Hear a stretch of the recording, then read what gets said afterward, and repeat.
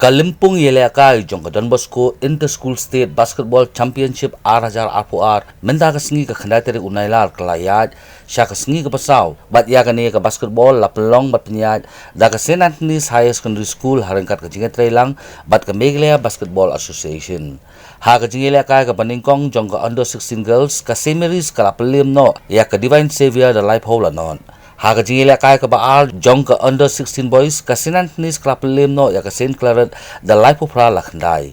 Haga jingile kai ka balai jong ka under 19 boys ka St. John White Hall Club Limno ya ka St. John Bosco the Arfway lanon.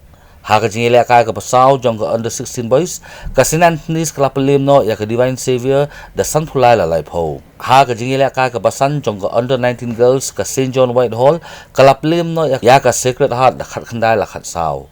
Haga jingile kai ka Henryu jong ka under 19 boys ka St. Anthony's Club Limno ya ka BSF the life khandai la Henryu. Haga jingile kai ka Nyo jong ka under 19 girls ka Shillong College Club Limno ya ka Sacred Heart the South Henryu la Henryu. But haga jingile kai ka Pra jong ka under 19 boys ka BSF Club Limno ya ka Shillong College the life Nyo la life Henryu.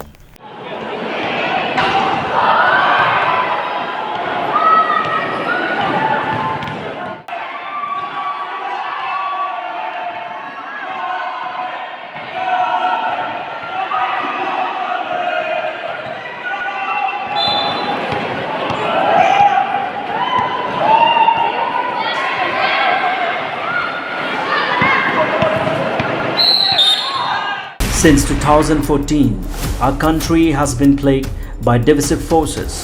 TMC is in Meghalaya with the mission to empower the people, uphold the ethnic cultures and traditions, celebrate the sacred land. To oust the proxy BJP government from Meghalaya, be the change, support TMC by calling on 96877 96877.